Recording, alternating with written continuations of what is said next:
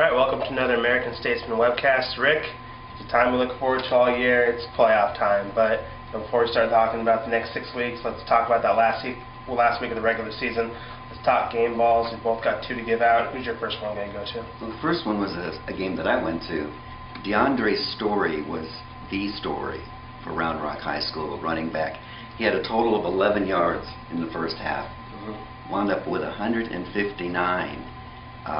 They, of course, made the playoffs with a big 30-29 victory over Stony Point in their final touchdown drive of 76 yards. He had 61 of them, so he literally carried the team on his back. Not bad. I would go to the game I went to also, Rouse Vista Ridge. We go give it to Logan Kinder, senior running back over there. Not a big name, but he scored twice in a 35-10 victory that they needed to have. They needed to win by 7. They won by 25. So Rouse gets to go to their first ever playoff game. And Logan's kind of an interesting story. He was the first person at that school ever to go to the state track meet. Went in the triple jump when he was a freshman, 3A triple jump.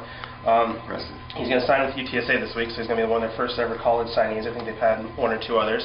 And he's on the team that he helped lead them to their first ever playoff appearance. So, maybe they can, name a scholarship or something after him once he leaves.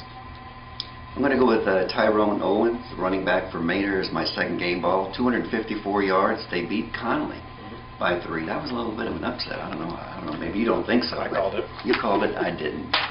He deserves it. He carried another player that carried the team on his back. Go ahead. He's been great over the last 3 weeks too. He's come on late and he's been just incredible for Sad Jackson's team. I'm going to go to actually Eastside Memorial. We don't talk a lot about them. Eastside had a pretty interesting season this year because of low participation numbers.